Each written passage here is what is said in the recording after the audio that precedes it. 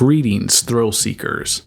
I am the Master Programmer, curator of hidden knowledge and eerie tales. Today, I bring you 3 chilling stories unearthed by Lilith, our seeker of cursed artifacts and forbidden truths. These tales center around objects that hold darkness within them, cursed items whose mere presence invites dread, despair, and doom.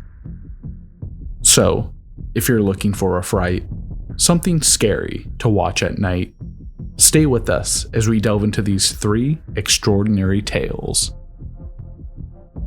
First in The Final Note, the haunting story of a violin that grants brilliance at a terrible cost, a cost that cannot be undone. Next in The Portrait, the tale of a mysterious painting that grows deeper and darker, pulling its owner into its shadowy depths. Finally, in The Crimson Bell, a cursed object whose soft chime tolls not for joy, but for death, and only rings by the hand of the damned.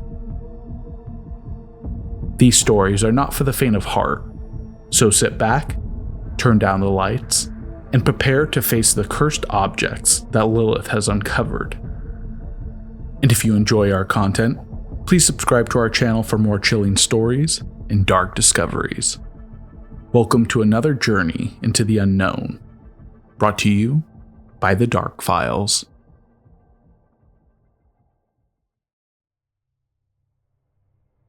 Nathan was a violinist with ambition, but not the talent to match. His performances, though earnest, never inspired much more than a polite applause. One evening, after another failed audition, he wandered the city streets in a daze, unsure if he could face another day of mediocrity. As he turned down a narrow street, he noticed a dimly lit shop wedged between 2 crumbling buildings. The sign above the door read, "Wainwright's Rarities." Intrigued, he stepped inside. The shop was cluttered with strange and beautiful objects, ornate clocks, faded portraits, and instruments of every kind. Behind the counter sat an elderly man, his sharp eyes studying Nathan as though he'd been expecting him. "What brings you here?" the man asked, his voice low and gravelly. I'm not sure," Nathan admitted. "I'm a violinist and—" "Ah, a violinist," the man interrupted, a faint smile tugging at his lips. "Then perhaps you'll find this of interest." He reached under the counter and produced a violin unlike any Nathan had seen before. Its wood gleamed like polished amber, and faint carvings adorned its edges, patterns that seemed to shift under the light.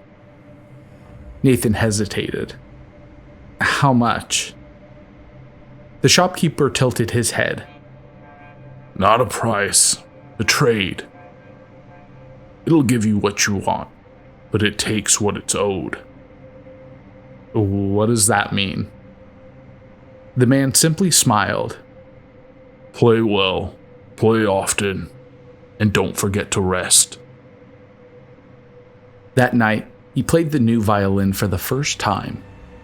The music was perfect, sorrowful, soaring, and beautiful. It was as if his soul had finally found its voice. He played until dawn, his hands moving with an ease he'd never known. From that moment on, everything changed. Nathan became the violinist the world couldn't ignore. Critics hailed him as a genius, his performances selling out prestigious halls. The music flowed through him, effortless and alive. But after each concert, Nathan noticed changes.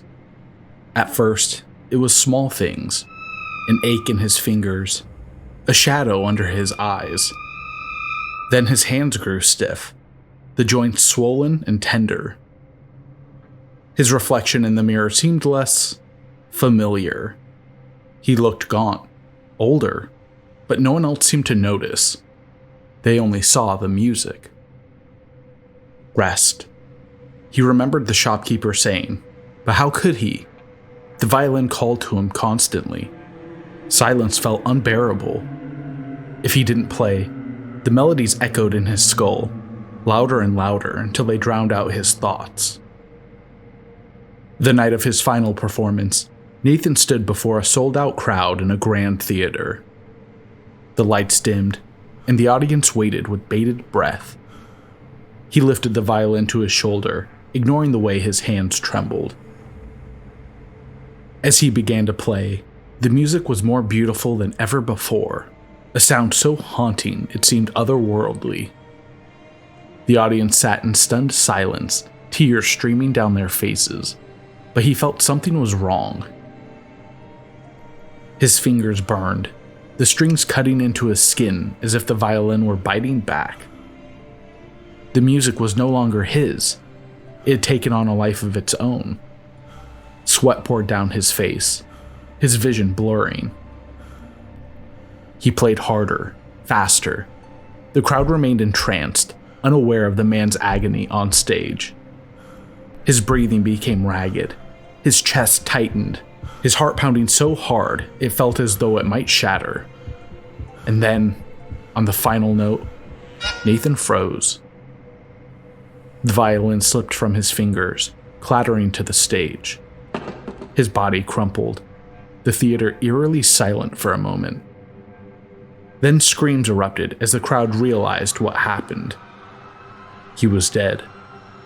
His face was pale and stretched into a frozen expression of both ecstasy and fear.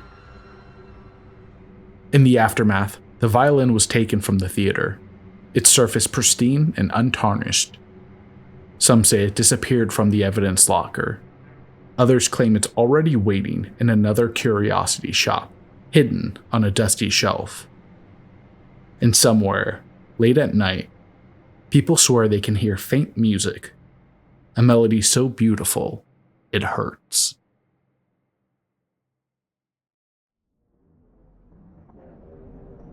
Elena wasn't a collector.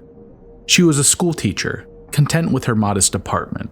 But when she stumbled upon the estate sale of the late artist Victor Allard, something about it intrigued her. The whispers about his strange disappearance, the stories of unfinished canvases, it all felt like a mystery waiting to be solved.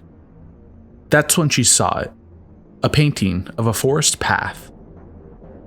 It wasn't a masterpiece by any stretch. The edges were smudged, the colors muted, and the path disappeared into a dark void of trees. Yet Elena couldn't look away. There was something oddly lifelike about it, as if the path weren't painted, but captured. Before she realized it, she was bidding on the piece. No one else seemed interested, and for $20, it was hers. The painting felt out of place in her tidy apartment, but Elena hung it in her living room anyways. It became something of a curiosity. Friends would glance at it, but never linger.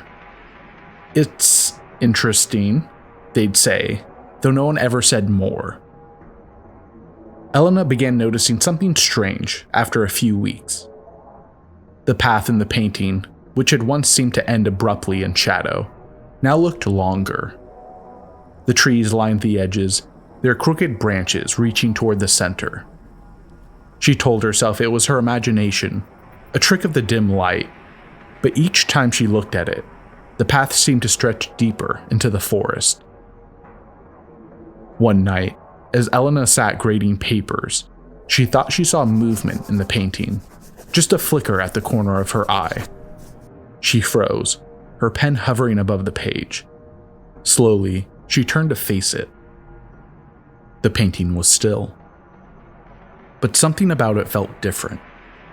The forest was darker, the trees more twisted, and at the very edge of the path, she thought she saw the faint outline of a figure. "Just tired," she muttered, turning back to her work, but she couldn't shake the feeling that she was being watched.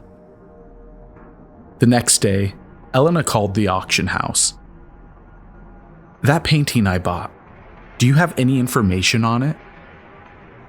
The woman on the other end hesitated. "Oh, the forest path. That was one of Allard's last works before he disappeared. He never finished it. Said he couldn't. But he was obsessed with it. Toward the end, he said it wasn't a painting anymore. That had become something else. Elena hung up, her chest tight. That night, she stared at the painting for hours. The path was unmistakably longer now, winding deeper into the shadowy forest. The figure was clearer, a person standing just beyond the bend, their back turned to her. As she watched, the figure shifted. Not much, just a tilt of the head. Elena bolted upright, her heart pounding. She covered the painting with a sheet and shoved it into the closet.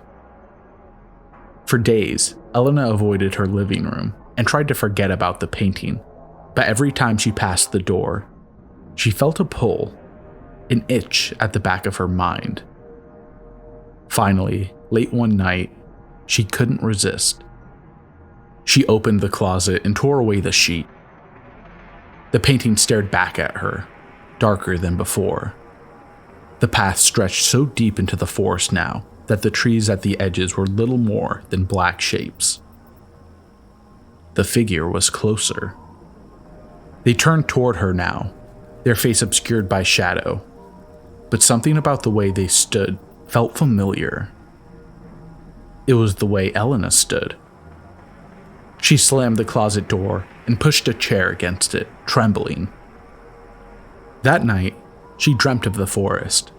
The air was cold and damp, the ground soft beneath her feet. She stood on the path, the trees towering above her. Ahead, she saw herself, her own figure, standing farther down the trail, beckoning silently. Elena woke in a cold sweat. The next morning, she grabbed the painting and drove to the nearest junkyard. She hurled it into a pit of broken furniture and scrap metal, watching as the shadows of the forest disappeared beneath the rubble. But when she returned home, the painting was hanging on her wall. Elena stopped sleeping. The figure in the painting grew clearer with each passing day. It was her. Her face, her clothes, her posture, standing deep in the forest, staring out of the painting. Unable to bear it any longer, Elena grabbed a knife and slashed the canvas. The painting didn't tear. Instead, the blade passed through the surface like water, rippling faintly before stilling. Elena stared, horrified, as the forest seemed to shift and swell, its shadows curling toward her. She dropped the knife and stumbled backwards, but the room was gone. She was standing on the path. When Elena's landlord entered the apartment weeks later, all her belongings were untouched. The painting of the forest hung on the wall, exactly where it had always been. The path stretched endlessly into the shadows, empty now. But if you look closely, some say you can see a figure far in the distance, standing perfectly still, waiting for you to notice. Arthur didn't believe in curses. When he bought the old farmhouse at auction, the local said it was bad luck, but Arthur laughed them off. While clearing out the attic, he found a small iron bell in a wooden box. It was heavy, dark, and rough to the touch. Its clapper was jagged, not smooth, and left faint red smudges on his fingers. Probably some old cowbell, Arthur muttered, and flicked it without thinking. The bell rang. The sound was faint, metallic, and strange, like a chime heard through water. He shrugged and left it on a shelf. The next morning, Arthur found his old dog, Rufus, dead on the porch. The dog was perfectly still, eyes open. Arthur frowned, but chalked it up to old age. It had to be a coincidence. Days later, while reorganizing tools, Arthur knocked the bell off the shelf. It hit the floor with a sharp ting. That evening, he found the body of a dead crow on the windowsill, its body untouched, wings spread unnaturally. Arthur's unease grew. He thought about the bell, its sound, the timing. But it couldn't be related. It was just a bell. Still, he moved it back into the wooden box and tucked it away in the attic. For a while, nothing happened, but the silence gnawed at him. Arthur couldn't stop thinking about the bell. It felt like an itch in his mind, daring him to test it one more time. One night, after too many drinks, Arthur grabbed the box from the attic. He brought it to the kitchen table and stared at the bell for a long time, the light casting long shadows across its surface. "It's just a bell," he whispered. "Nothing happens." His fingers trembled as he flicked it. The bell rang. The next morning, Arthur found his prized apple tree dead, its branches black and twisted, its fruit rotting on the ground. On the final night, a storm raged outside. Arthur sat at the kitchen table with the bell in front of him. His face was pale, his hands shaking. "It's just a bell," he muttered, trying to convince himself. "It don't mean anything." But he knew better now, and yet his hand moved, almost of its own accord. He flicked the bell one last time. The bell rang. Days later, Arthur's body was found at the table, slumped forward, lifeless. The bell sat in front of him, silent and cold. Thanks for watching.